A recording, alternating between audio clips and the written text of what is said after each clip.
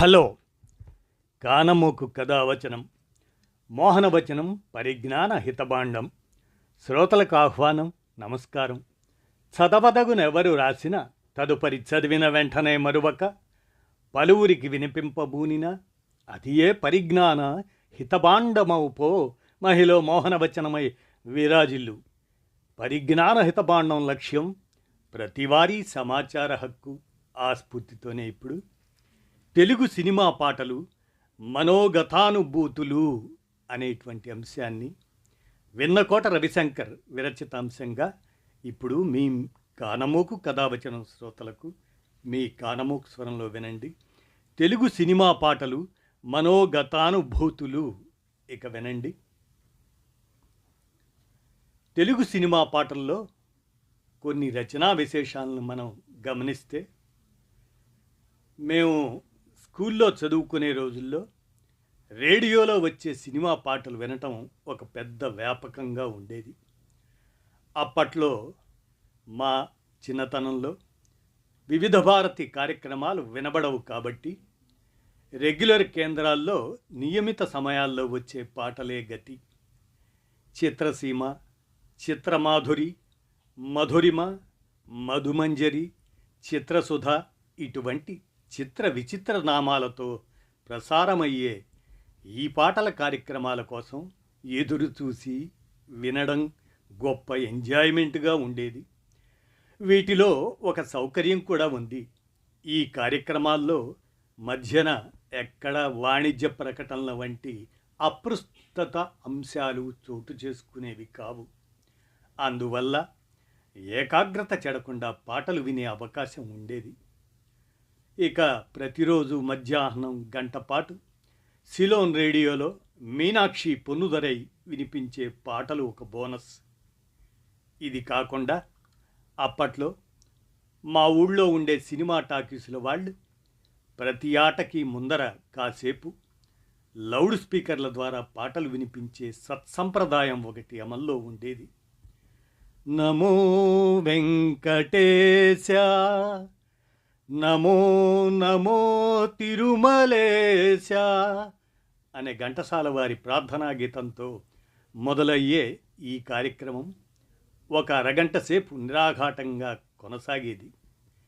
వీటిలో విన్న పాటలే మళ్ళీ మళ్ళీ వినటం వల్ల అవన్నీ మరపురాని గీతాలుగా మనసులో హత్తుకుపోయాయి. పాటలు వినేటప్పుడు అందులో రచనను ఫాలో కావడం, రాసిన వారి పేర్లు గుర్తుంచుకోవటం మా తరం వారి అందరికీ ఒక అలవాటు. ఈ అలవాటు కారణంగా కొన్ని పాటల్లో నేను గమనించిన విశేషాలను ఇప్పుడు ప్రస్తావిస్తాను. ఇందులో క్లాసిక్స్నే కాకుండా అన్ని రకాల పాటల్ని మీకు వినిపిస్తాను. దీని ఉద్దేశం కొన్ని రచనా వైచిత్రుల్ని గుర్తించటమే కానీ ఉత్తమ రచనల్ని ఎన్నిక చేయాలని కాదు.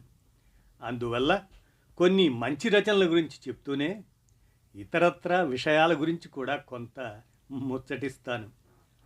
ఇతర ప్రక్రియల కంటే సినిమా పాటల్లో ఒక ప్రత్యేకత ఉంటుంది. వాటి ద్వారా ఒక సన్నివేశాన్ని ఒప్పించే అవకాశం ఉంది. మాటల రచయిత డైలాగ్స్తో ఎలాగైతే ఒక సన్నివేశాన్ని రక్తి కట్టిస్తాడో అదే పనిని పాట ద్వారా కవి చేయగలుగుతాడు. ఈ పనిని అత్యద్భుతంగా నిర్వహించిన ఒక పాట మూగమనుసులు సినిమాలో ముద్దబంతి పూలు మూగ కనుల బాసలు. అందులో పూలదండలో దారం దాగుందని తెలుసును, పాలగుండెలో ఏది దాగుందో తెలుసునా అని ప్రశ్నించే ఈ పాటలో వ్యక్తమైన దానికంటే అవ్యక్తంగా ఉన్నదే ఎక్కువ. ఆ పాత్ర తాలూకు మూగ ప్రేమ, డిసప్పాయింట్మెంటు, అమాయకత అన్నీ ఈ పాటలో నిండి ఉన్నాయి. అయితే సన్నివేశం నాయిక పెళ్లి చేసుకుని వెళుతుండటం కావడం వల్ల అందులో శుభకామనలే చెప్పబడాలి. ముక్కోటి దేవుళ్ళు మురిసి చూస్తుంటారు, ముందు జనమ బంధాలు ముడివేసి పెడతారు, కన్నోళ్ళు కన్నీళ్ళ కడుపు తీపి దీవెనలు, మూగ మనసు భాషలు మీకిద్దరికే తెలుసులే. ఇంత నిరాడంబరమైన చిన్న మాటల్లో ఒక పాత్ర స్వభావాన్ని, మానసిక స్థితిని మొత్తంగా తీసుకురావటం వల్ల ఇది గొప్ప పాటగా నిలిచిపోతుంది. ఆత్రేయ రాసిన ఈ పాట తెలుగు సినిమా పాటల్లో రచనాపరంగా అత్యుత్తమమైన వాటిలో ఒకటిగా నేను భావిస్తాను. ఒక సన్నివేశంతో లేదా కథతో ముడిపడి అలా ఉండకుండా పూర్తిగా జనరలైజ్ చేయబడ్డ కొన్ని గీతాలు కూడా నాకు నచ్చుతాయి. అందులోనూ ముఖ్యంగా ఒక రకమైన మెలాంకలీని కలిగి ఉండే పాటలు రాము అనే సినిమాలో దాశరథి రాసిన మంటలు రేపే నెలరాజా అలాంటి పాటే అది. ఆకాశానికి అంతుంది నా వేదనకు అంతేది, మేఘములో నా మెరుపుంది, నా జీవితమున వెలుగేది, మదిలో శాంతి లేనప్పుడు ఈ మనిషిని దేవుడు చేశాడు, సుఖము శాంతి ఆనందం నా నుదుటన రాయుట మరిచాడు. ఇందులో సున్నితమైన బాధ ధ్వనిస్తుందే కానీ తీవ్రస్థాయి దుఃఖం లేదు. ఆ బాధ కూడా ఓటమి వలన, విరహం వలన లేదా మరే కారణం వలన అనేది పాటలో ఎక్కడా ప్రస్తావించబడలేదు. ఇది ఒక ప్యూర్ అండ్ అన్అడల్టరేటెడ్ మెలాంకలీ. ఎటువంటి వాళ్ళైనా మనసు బాగోలేనప్పుడు హాయిగా పాడుకోవచ్చు. ఇటువంటి పాటలు అరుదుగా ఉంటాయి. ఒకే పాటను కాకుండా రెండు వేరువేరు పాటల్ని సరిపోల్చి చూడటం కూడా ఆసక్తికరంగా ఉంటుంది. ఇది రకరకాలుగా చేయవచ్చు. వీటిలో అన్నిటికంటే సులువైనది ఒకే సినిమాలో ఉన్న రెండు పాటల్ని తీసుకోవటం. కొంతకాలం సినిమాల్లో ఒక పద్ధతి పాటించేవారు. ఒకే పాట రెండు సందర్భాల్లో వస్తుంది. అంటే ఒకటి పరిస్థితులు బాగుండి సంతోషంగా ఉన్నప్పుడు, మరొకటి పరిస్థితులు క్షీణించి విచారంగా ఉన్నప్పుడు. ఈ రెండు పాటలు ఒకేలా మొదలై తరువాత క్షీణించి విచారంగా ఉన్నప్పుడు, ఈ రెండు పాటలు ఒకేలా మొదలై తరువాత పల్లవిలోనో చరణాల దగ్గరనో విడిపోతాయి. వీటిని వేరువేరుగా గుర్తించడానికి గ్రామ్ఫోన్ రికార్డుల మీద ఒకదానికి నవ్వుతూ అని, రెండో దానికి ఏడుస్తూ అని రాసేవారని గుర్తు. అలానే దసరా బుల్లోళ్ళలో చేతిలో చెయ్యేసి చెప్పు బావా అనేది కానీ, అలానే పండండి కాపురంలో బాబూ వినరా అనేటువంటి పాట కానీ, అలాగనే బాలమిత్రుల కథ గున్న మామిడి కొమ్మ మీద ఇది కూడా రెండు రకాలుగా ఉంటుంది. అలానే జీవన జ్యోతిలో కూడా ముద్దుల నా బాబు నిద్రపోతున్నాడు అంటూ వాణిశ్రీ పాడేటువంటి ఆ పాట అది కూడా రెండు రకాలుగా ఉంటుంది. అలానే పల్లెటూరి బావ సినిమాలో ఓసే వయ్యారి రంగి వగల మారి బొంగి అంటూ అది కూడా రెండు సందర్భాల్లో భిన్నంగా ఉంటుంది. ఇట్లా ఈ పాటలు ఈ రకం ఫార్ములా మీద ఆధారపడి వచ్చినాయి. ఇటువంటి పాటల్లో కొన్నిసార్లు ఒక పాటలో వచ్చిన వాక్యాన్ని రెండవ దానిలో రిఫర్ చేయటం ఉంటుంది. ఒక దానిలో పాడుకున్న పాటలు పాతబడిపోవని అంటే, రెండో దానిలో పాడుకున్న పాటలు పాతవని మరిచిపో అంటూ ఈ విధంగా భిన్నంగా ఉంటే, ఇటువంటి సందర్భాలు చాలా తక్కువ అనుకోండి. దాదాపు ఇటువంటి పాటలన్నింటిలోనూ రెండు పాటల్ని ఒకరే రాసి ఉంటారనుకుంటాం. దీనికి ఏమన్నా మినహాయింపులు ఉన్నాయేమో ఎవరైనా తెలిస్తే సూచించవచ్చు. 2 పాటల ఫార్ములాని సంతోషించి అదే విచారంలో కూడా తెలియజేయడానికే కాకుండా కాలంలో జరిగిన మార్పును సూచించడానికో లేదా పాత జ్ఞాపకాలను రేపడానికో ఉపయోగించిన సందర్భాలు కూడా ఉంటాయి ఆ పాటల్లో. దేవదాసు సినిమాలో ఓ దేవదా అనేటువంటి ఆ పాట, అలానే డాక్టర్ చక్రవర్తి చిత్రంలో పాడమని నన్నడగవలెనా అటువంటివి ఈ కోవకు చెందుతాయి. డాక్టర్ చక్రవర్తిలో 2 పాటల్ని వేరువేరు పాత్రలు పాడతాయి. అలాగని ఇటీవల వచ్చిన రాజా సినిమాలో చాలా కాలం తర్వాత ఈ రకం పాటల్ని చూసాం. ఇందులో సీతారామ శాస్త్రి రాసిన ఏదో ఒక రాగం పిలిచింది వేళ అనే 2 పాటలు చాలా చక్కగా రాయబడ్డాయి. ఇవి కాకుండా ఒకే కవి వేరువేరు సినిమాల్లో ఒకే థీమ్ మీద రాసిన పాటల్ని సరిపోల్చి చూడటం కూడా ఆసక్తికరంగా ఉంటుంది. ఉదాహరణకి ఆరుద్ర సాక్షి సినిమా కోసం రాసిన అమ్మ కడుపు చల్లగా అనే పాటని ఆయనే పెళ్లి పుస్తకం సినిమా కోసం రాసిన శ్రీరస్తు శుభమస్తు అనే పాటను తీసుకోవచ్చు. ఈ రెండింటిలోనూ పెళ్లి తంతు వర్ణించబడుతుంది. కానీ రెండింటికి సిచ్యుయేషన్లో చాలా తేడా ఉందనుకోండి. మొదటిది అత్యంత బరువైన సన్నివేశం, రెండోది పూర్తిగా ఆనందకరమైంది. అయితే ఈ 2 పాటల్లోనూ తెలుగు పెళ్లి తంతులో ఉండే వివిధ అంశాలు, వాటి క్రమం మీద ఆయనకున్న పట్టు తెలుస్తుంది. సాక్షి సినిమా ఆ పాటలో చల్లని ఐరేణికి మొక్కరా సన్ని కళ్ళు మీద కాలు తొక్కరా అని రాశారు ఆరుద్ర. ఇటువంటి వాక్యం బహుశా ఆరుద్ర మాత్రమే రాయగలరనుకుంటాను.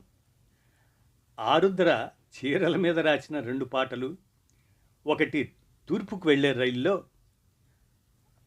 చుట్టూ చెంగావి చీర కట్టాలే చిలకమ్మ అన్న పాట, మళ్ళీ పెళ్లి పుస్తకంలోనే సరికొత్త చీర ఊహించినాను అనే పాట కూడా ఈ రకం కంపారిజన్కి సరిపోతాయి. మొదటి పాటలో నాయకుడు కవి, అందుకే నే కట్టే పాటను చుట్టి అని పాడతాడు. పాటంతా రకరకాల చీరల్లో ఆమె సొగసుల్ని పొయిటిక్గా వర్ణించడంతో సరిపోతుంది. ఇక రెండో పాటలో నాయకుడు డిజైనర్, ఇది ఎన్నో కలల కలనేత అని పాడతాడు. పాటలో ఎక్కువగా చీర నిర్మాణం గురించి, ఆమె స్వభావం గురించి ఉంటుంది. ఈ 2 మంచి పాటలే. ఇక సినారే తూర్పు పడమర చిత్రానికి రాసిన శివరంజని నవరాగిణి అనే పాట అప్పట్లో బాగా పాపులర్ అయింది. తర్వాత మళ్ళీ ఆయనే శివరంజని ఉద్దేశిస్తూ అభినవతారవో నా అభిమాన తారవో అనే పాట కూడా రాశారు. ఇది కూడా మంచి పాటే. ఇందులో వాడిన సుమశర సంజని శివరంజని, సుమశర సంజని శివరంజని అనే ప్రయోగం చాలా బాగుంటుంది. ఒక పాట పాపులర్ అయ్యాక మళ్ళీ అదే థీమ్ మీద మరొక మంచి పాట రాయగలగటం గొప్ప విషయం. ఈ జోడు పాటల కేటగిరీలో చివరిగా వేరువేరు కవులు వేరువేరు సినిమాల్లో రాసిన 2 పాటల మధ్య ఉన్న అనులోమ విలోమ సంబంధాల గురించి మనం ముచ్చటించుకోవచ్చు. ఇటువంటి సంబంధం గమనించటం కొంచెం కష్టం. ఇది కొంతవరకు సబ్జెక్టివ్గా కూడా కావచ్చు. ఉదాహరణకి దసరా బుల్లోడు సినిమాలో ఆత్రేయ రాసిన నల్లవాడే అమ్మమ్మ అల్లరి పిల్లవాడే అన్న పాట ఉంది. ఇది ఇద్దరు కథానాయకుల మధ్య, ఆ నాయికల మధ్య వివాదం. చిన్నవాడే ఓయమ్మ రాధకే చిక్కినాడే అని ఒక ఆమె అంటే, రెండో ఆమె లేదమ్మా లేదు రుక్మిణికే దక్కినాడే అంటుంది. వెరసి నాయకుడు నీవాడంటే నీవాడు అని అనుకోవటం ఆ పాట సారాంశం. ఇక కలెక్టర్ జానకి సినిమాలో నీవన్నది నీవనుకున్నది నేనన్నది ఇలలో ఉన్నది అనే పాట. ఇందులో వివాదం దీనికి వ్యతిరేకంగా ఉంటుంది. శ్రీనివాసుని ఎదపై నిలిచేది పద్మావతియే కాదా అని ఒక ఆమె అంటే, అలివేలు మంగ దూరాన ఉన్న అతని సతియే కాదా అని మరొక ఆమె అంటుంది. వారిద్దరూ నాయకునిపై తమకున్న హక్కుని సమర్థించుకోవటం దీనిలో అంశం. ఇదొక విలోమ సంబంధం. రెండు వాదనలకి పౌరాణిక ఆధారాలు ఉంటాయి. ఈ రెండు బొమ్మల కొలువు పేరంటం పాటలే కావటం కూడా ఒక విశేషం. అలాగే ఆనంద నిలయం చిత్రంలో ఆరుద్ర రాసిన 10 మందిలో పాట పాడినా అది అంకితమెవరో ఒకరికే అనే పాట మెనీ టు వన్ అనే సంబంధం మీద ఆధారపడిందైతే, ఇక తూర్పు పడమర చిత్రంలో సినారే రాసిన స్వరములు ఏడైనా రాగాలెన్నో అనే పాట వన్ టు మెనీ లేదా సమ్ టు మెనీ అనే సంబంధాన్ని గురించి ఉంటుంది. ఇది కూడా ఒక విలోమ సంబంధం. ఇక మరొక ఉదాహరణ కృష్ణవేణి చిత్రంలో నారాయణ రెడ్డి రాసిన కృష్ణవేణి తెలుగింటి విరిబోణి అనే పాటలో ఒక మంచి థీమ్ ఉంటుంది. నాయిక నది గురించి పాడుతుంటే నాయకుడు నాయికను ఉద్దేశించి పాడతాడు. ఇద్దరి మాటల్లోనూ పొందికైన సారూప్యం ఉంటుంది. శ్రీగిరిలోయల సాగే జాడల విద్యుల్లతలు కోటి వికసింపజేసేవు అని ఆమె అంటే, లావణ్యలతవై నను చేరువేళ శతకోటి చంద్రికలు వెలిగించు కృష్ణవేణి అని అతను అంటాడు. ఇందులో నాయికకి నదికి పోలిక చెప్పబడింది. అదే సమయంలో వారి మధ్య భేదం కూడా పాటించబడింది. ఒక నది తాలూకు భౌగోళిక వివరాల ప్రస్తావన కూడా ఆ పాటలో ఉంటుంది. అయితే నాయికకు నదికి అభేదం పాటిస్తూ ఆత్రేయ ఒక పాటలో రాశారు. చక్రవాకం సినిమాలో ఈ నదిలా నా హృదయం పరుగులు తీస్తుంది అనే పాటలో ఈ వాక్యాలు ఉంటాయి. అడవి పిల్లల్లే ఎక్కడో పుట్టినది, అడుగడుగునా సొగసు సొగసే చేసుకున్నది, మలుపు మలుపులో ఒక వంపు తిరిగినది, ఏ మనిషికి మచ్చికకు రానన్నది అంటూ ఇందులో నది నాయిక ఒకటే. వారి మధ్య పాటించిన పోలిక నిగూఢంగా ఉండి పాటకు అందాన్నిచ్చింది. అయితే ప్రేక్షకుల సౌకర్యార్థం పాటలోని అడవి పిల్ల నాయికేనని ఆ చరణంలో ఆమెకు వాడిన కాస్ట్యూమ్స్ ద్వారా సూచిస్తారనుకోండి. ఇటువంటి అభేదాన్ని పాటిస్తూ ఆత్రేయ రాసిన మరొక పాట ప్రేమనగర్ చిత్రంలో ఎవరో రావాలి నీ హృదయం కదిలించాలి అనే పాట. ఈ పాట పైకి వీణ గురించి పాడుతున్నట్లుగా ఉన్నా దీనిలో భావం నాయకునికి కూడా సరిగ్గా సరిపోతుంది. ఆశాంతము ఉద్వేగంతో సాగే ఈ పాట చాలా చక్కగా రాయబడింది. వైద్యశాస్త్రంలో గుడ్ కొలెస్ట్రాల్ అని వ్యవహరించినట్లు ఇటువంటి పాటల్ని మంచి రెండర్థాల పాటలుగా చెప్పుకోవచ్చు. జోల పాటలకి మన సాహిత్యంలో ఒక ప్రత్యేక స్థానం ఉంది. సాధారణంగా తల్లి తన పాపాయి కోసం పాడే ఈ పాటలు ఎంతో ప్రేమతో నిండి ఉంటాయి. సినిమా పాటల్లో కూడా ఎన్నో మంచి జోల పాటలు ఉన్నాయి. రామాలాలి మేఘశ్యామాలాలి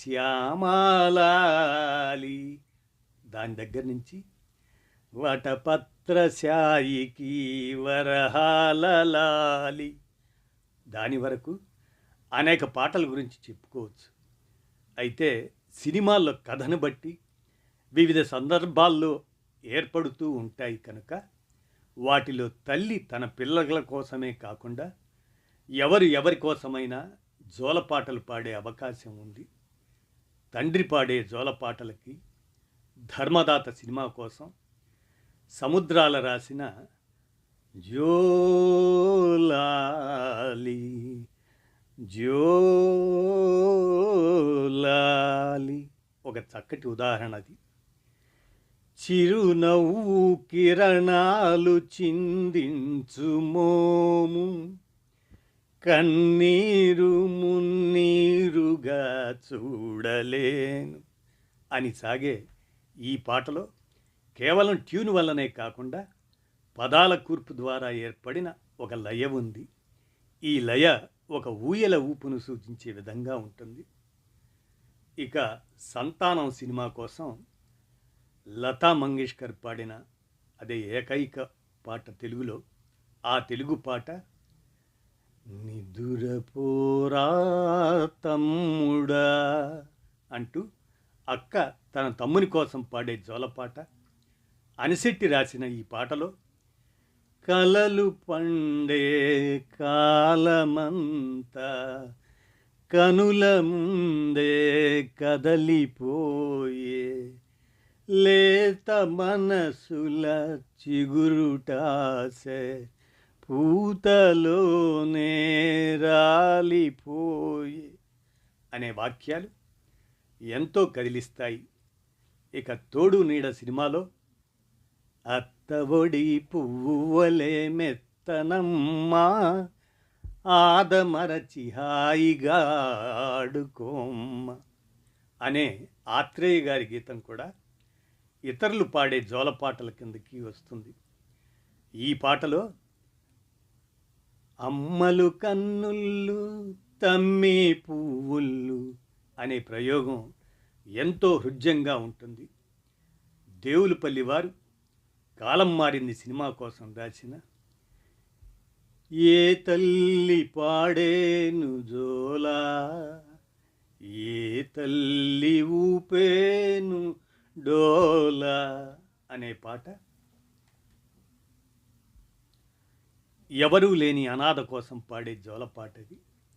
ఇకపోతే పసిపిల్లల గురించి కాకుండా పెద్దవాళ్ల గురించి పాడే జోలపాటలు బహుశా సినిమాల్లో మాత్రమే కనిపించే విశేషం. ముద్దమందారం సినిమా కోసం వేటూరి రాసిన నీలాలు కారేనా కాలాలు మారేనా నీ జాలినే పంచుకోనా నీలాలినే పాడలేనా జాజి పూచే వేళ జాబిల్లి వేళ పూల డోల నేను కానా అనేది నాయకుడు నాయిక కోసం పాడే చక్కటి జోలపాట. వేటూరిదే మరొక రచన గీతాంజలి సినిమాలో ఓ పాపాలాలి జన్మకేళీలాలి అనే పాట కూడా ఇదే కోవలోకి వస్తుంది. ఈ పాటలో చిరు చేపల కనుపాపలకిది నా మనవి అనే అద్భుతమైన ప్రయోగం ఉంది. ఇక సూత్రధారులు సినిమాలో సి నారాయణ రెడ్డి రాసిన పాట జోలా జోలమ్మ జోలా ఏలేలా జోలా నీలాల కన్నులకు నిత్యమల్లె పూల జోల అనే పాట నాయకుని కోసం పాడే జోలపాటకి ఉదాహరణ. కృష్ణశాస్త్రి గారి క్లాసిక్స్లో ఒకటి. ఏది రాజమకుటం సినిమాలో సడిసేయకోగాలి సడిసేయబోకే బడలి ఒడిలో రాజు పవళించేనే అనే పాటను కూడా ఈ సందర్భంలో చెప్పుకోవచ్చునేమో. కాకపోతే ఇది నిద్రపోయిన తర్వాత పాడుతున్నట్లుగా ధ్వనిస్తుంది కాబట్టి దీనిని జోలపాటగా పరిగణించవచ్చునా లేదా అనే టెక్నికల్ సమస్య రావచ్చు. సాంప్రదాయ జానపద సాహిత్యంలో ఇలా తల్లి కాకుండా ఇతరులు పాడే జోలపాటల గురించి ఎవరైనా పరిశోధిస్తే బాగుంటుంది. ఇప్పటికే ఎవరైనా చేశారేమో మరి. బాల అకాడమీ వారు సంకలనం చేసిన లాలిపాటలు, జోలపాటల ఆడియో క్యాసెట్లో ఊడిగ చెట్లకు ఉయ్యాల కాట్టి ఊపమని మీ అమ్మ ఊరు వెళ్ళింది అనే పాట ఉంటుంది. ఇటువంటివి మరికొన్ని కూడా ఉండి ఉండొచ్చు. పసిపిల్లలు నిద్రపోవటం ఎంత ముఖ్యమో పెద్దవాళ్ళు, అందున అధికారంలో ఉన్నవాళ్ళు నిద్ర మేల్కొనటం కూడా అంతే ముఖ్యం. అందువల్లనో ఏమో పెద్దవాళ్ళకు సంబంధించినంతవరకు మేల్కొల్పు పాటలు ప్రముఖంగా కనిపిస్తాయి. అన్నమాచార్యుల వారి దగ్గర నుంచి విన్నపాలు వినవలే వింత వింతలు పన్నగపు దోమ తెరపైకెత్తవేలయ్యా అని పాడారు కదా. సినిమా పాటల్లో కూడా మంచి మేల్కొల్పు గీతాలు ఉన్నాయి. శ్రీరామాంజనేయ యుద్ధం సినిమాలో బాలమురళి, లీలా పాడిన మేలుకో శ్రీరామ మేలుకో రఘురామ అనేది ఒక ఉదాహరణ. ఈ పాటలో రామారావు గారు కళ్ళు విప్పటం ఒక కమనీయ దృశ్యం. భగవంతుడి పరంగానే కాకుండా భర్తల్ని భార్యలు, భార్యల్ని భర్తలు, ఊరివారిని వైతాళికులు మేలుకొల్పి కార్యోన్ముఖుల్ని చేసే పాటలు అనేకం కనిపిస్తాయి. అయితే పిల్లల్ని నిద్రలెమ్మని పాడే పాటలు చాలా తక్కువ. మల్లాదివారు రాసిన తెల్లవారవచ్చే తెలియక నా సామి మళ్ళీ పరుండేవులేరా అనే పాట ఒక్కటే నాకు తెలిసింది. దీనిలో యశోద కృష్ణునితో నాన్న మీ అమ్మ గోపెమ్మ పిలిచేను వెన్న తిందువుగాని రారా అంటుంది. ఈ పాట నాకు గుర్తుండటానికి కారణం దానిని మా అమ్మగారు అడపాదడప మధురంగా పాడే సందర్భం. ఈ పాటలో అందమంతా మళ్ళీ పరుండేవులేరా అనటంలో ఉంటుంది. తల్లి మనసు తెలిసిన కవికి మాత్రమే ఈ మాట రాయటం సాధ్యపడుతుంది. నిర్మాణపరంగా అప్పుడు కూడా కొన్ని పాటల్లో విశేషాలు గమనించవచ్చు. మల్లాది వారి గిరిజా కళ్యాణం, అది రహస్యం సినిమా కోసం. అలాగనే శ్రీశ్రీ గారు సీతా స్వయంవరం వాగ్దానం సినిమా కోసం. వేటూరి రాసిన అర్జునుడి పాశుపతాస్త్రం కథ, భక్త కన్నప్ప, ఇటువంటివి కథతో కూడిన గీతమాలికలు. వీటిని ఒక పాటగా తీసుకోలేం, ఒకే పాటగా. ఇవి వదిలిపెట్టి ఒకే పాటగా ఎంచదగిన కొన్ని పాటల్లో నిర్మాణ వైచిత్రాన్ని పరిశీలిస్తే సాధారణంగా ఒక చరణంలో 4 వాక్యాలు 4 లైన్లే ఉండటం కద్దు. చేతిలో చెయ్యేసి చెప్పు బావా, ఈ పాటలో ఆత్రేయ కేవలం 2 వాక్యాలున్న చరణాలు రాశారు. మాట తప్పిపోయినా మనిషి మిగిలితే చాలు, మన మమత చంపుకున్న ఒక మంచి మిగిలితే చాలు. నిజానికి పాటలో చరణాలు పల్లవి కంటే చిన్నవిగా ఉంటాయి. పంతులమ్మ సినిమాలో వేటూరి రాసిన ఎడారిలో కోయిల తెల్లారని రేయిల అనే పాటలో చాలా పెద్ద చరణాలు ఉంటాయి. మామూలుగా చరణాలు పాడేటప్పుడు కొన్ని వాక్యాల్ని రిపీట్ చేస్తారు. కానీ ఈ పాటలో అటువంటి సందర్భానికి కూడా కొత్త వాక్యాలు రాయబడ్డాయి. ఈ పాట ఒక చరణంలో దాదాపు 3 చరణాలకు సరిపోయే సామాగ్రి ఉంటుంది. అయితే చరణాల నిడివిని గురించి మాట్లాడుతున్నప్పుడు ఈ పాట గురించి తప్పక చెప్పుకోవాలి. కృష్ణశాస్త్రి గారు సంపూర్ణ రామాయణం సినిమా కోసం రాసిన క్లాసిక్ శబరి పాట. ఈ పాట కవిత్వ పరంగానే కాకుండా నిర్మాణ పరంగా కూడా విశేషమైంది. ఎందుకంటే ఈ పాటకు పల్లవి లేదు. ఇందులో చరణాలు, పాటలో ఉండే లయ అన్నీ ఉంటాయి, కానీ ఎక్కడా పల్లవిగా రిపీట్ చేయబడ్డ వాక్యాలు కనిపించవు. ఇది చాలా అరుదైన విషయం. ఇక అసలు పాట రూపం కూడా ఇవ్వబడని పాట ఏకవీర సినిమాలో సినారే రాసిన ఏ పారిజాతంబులియగలనో, ఇది ఒక కవితను చదువుతున్నట్లుగా ఉంటుంది. కానీ ఇందులో ఉన్న చుక్కలతో ఒక్కసారి సూచింతును అనే వాక్యంతో మొదలయ్యే పల్లవితో ఆకాశవాణి వారికి కట్టిన పాట ఒకటి ఉంది. ఈ సినిమాలో సినారే రాసిన తోటలో నారాజు తొంగి చూసెను నాడు అనే పాట కూడా, పాటకుండే లక్షణాలన్నీ ఉన్నా కూడా ఒక కవితలాగా సాగుతుంది. అది సినిమా పాటల్లో కూడా కొంతమంది కవులకి వారు మాత్రమే వాడే కొన్ని పేటెంట్ ప్రయోగాలు ఉండటం కద్దు. ఉదాహరణకి కృష్ణశాస్త్రి గారు మతిమాలి అనే మాట వాడతారు. ఏలాగే మతిమాలి ఏడే నీ వనమాలి నీలమోహనారా అనే చోట, అలాగనే మరచిపోకు మా తోటమాలి పొరపడి అయినా మతిమాలి చీకటి వెలుగుల కౌగిటిలో అనేటువంటి ఈ మాట మరెవరూ వాడగా చూడలేదు. అలాగే ఆత్రేయ ప్రయోగం ఒకటి ఉంది. అది గుండె గొంతులకు సంబంధించింది. గుండె గొంతుకలోన కొట్లాడుతుంటాది అని నండూరి వారు వాడారు. కానీ అందులో ఈ రెండింటికి కాంట్రాస్ట్ చెప్పబడలేదు. వీటికి కాంట్రాస్ట్ పాటిస్తూ ఆత్రేయ అనేక చోట్ల రాశారు. గుండె గొంతుకు ఎంత దూరం, ఆశ నిరాశకు అంతే దూరం, పాడితే శిలలైనా కరగాలి, గుండెలోన గొంతులోన ఎక్కడున్నది ఆవేదన, వీణలోన తీగెలోన. ఇక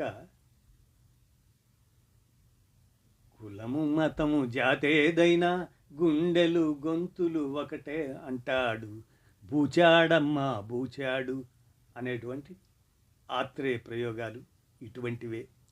ప్రయత్నిస్తే బహుశా మిగతా కవుల్లో కూడా ప్రత్యేకమైన ప్రయోగాలు కనుక్కోవచ్చు.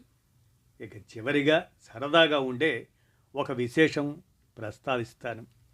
మన సినిమాల్లో హాస్య పాత్రల కోసం హాస్యప్రధానంగా ఉండే పాటలు పెట్టే ఆచారం ఒకటి ఉంది. ఆరుద్ర నుంచి అప్పలాచార్య దాకా అనేక మంది ఈ రకమైన పాటలు రాశారు. వీటిలో కొన్ని తమాషా అయిన వాక్యాలుంటాయి. నీ జడ పిన్ను నా తలరాతకు పెన్ను, నీ చిలిపి బిడియం అమృతంలో కూరిన వడియం, ఆకాశం నుంచి నా కోసం వచ్చావా అంటూ ఆరుద్ర, నువ్వు బతికుండగానే మరో తాజ్మహల్ కట్టిస్తా ఆగు జరా జరా నరసమ్మ అంటూ సినారే. హాస్య పాత్రలకు ఇటువంటి హాస్యాస్పదమైన వాక్యాలు రాయటంలో విచిత్రం లేదు. కానీ సెన్స్ ఆఫ్ హ్యూమర్ ఎక్కువగా ఉన్న కొందరు కవులు ప్రధాన పాత్రల కోసం రాసిన పాటల్లో కూడా ఇటువంటి వాక్యాలు దొర్లించిన సందర్భాలు ఉన్నాయి. ఇవి ఎక్కువ నవ్వు తెప్పిస్తాయి. ఉదాహరణకు అమ్మమ్మమ్మమ్మమ్మమ్మ ముద్దంటే చేదా, నీకా ఉద్దేశం లేదా, ఇలాంటివి. ముఖ్యంగా వేటూరి ఇటువంటి మరపురాని ప్రయోగాలు కొన్ని చేశారు. రాక్షసుడు సినిమా కోసం ఆయన అచ్చా అచ్చా వచ్చా వచ్చా అనే పాట రాశారు. ఆద్యంతం ద్విత్వచకారం మీద అనుప్రాసతో సాగే ఈ పాట అద్దు అదుపు లేకుండా సాగుతుంది. ఒక చోట అతను మొదటి గిచ్చుళ్ళు నిన్నే గిచ్చా అని ప్రకటిస్తే, వేరొక చోట నీకు ప్రేమంటే తెలుసా బచ్చా అని ప్రశ్నిస్తుంది. ఇది ఆయన సెన్స్ ఆఫ్ హ్యూమర్కి ఒక మచ్చు తునక. ఇటీవల వచ్చిన చూడాలని ఉంది అనే సినిమాలో ఆయనే మనసా ఎక్కడున్నావు ఇదేనా రావటం అనే మరొక పాట రాశారు. ఇందులో ఇది అందమైన వింత ఆత్మకథ అనే ప్రయోగం ఉంటుంది. సరే, దీనికేదో ఒక అర్థం చెప్పుకొని సరిపెట్టుకోవచ్చు అనుకోండి. కానీ పాట చివరిలో బహుశా ఇదేమో భ్రామ ప్రస్సు కదా అని రాశారు. ఈ భ్రామ ప్రస్సు గురించి 7వ తరగతిలోనో 8వ తరగతిలోనో సామాన్య వాచకంలో చదివినట్టు ఏదో గుర్తొస్తుంటుంది. అయితే ఒక యుగళ గీతంలో దీని ప్రస్తావన ఎందుకు వచ్చిందో మనకు అర్థం కాదు. ఇటువంటి ప్రయోగాలు చేయటానికి కేవలం సెన్స్ ఆఫ్ హ్యూమర్ మాత్రమే కాకుండా కొంత సాహసం కూడా కావాలి. ఇలా సినిమా పాటల్లో కూడా కొంత మంచి లేకపోలేదు. కానీ ఎందువలనో వీటికి తగిన సాహిత్య గౌరవం దక్కలేదు. తెలుగువారి జీవన క్రమంలో సినిమా పాటలకు ఒక ప్రత్యేక స్థానం ఉంది అన్న విషయం మనం మర్చిపోకూడదు. ఎవరైనా ఈ శతాబ్దంలో వచ్చిన 100 మంచి పాటల్ని ఎంచే ప్రయత్నం చేసినా తప్పులేదు.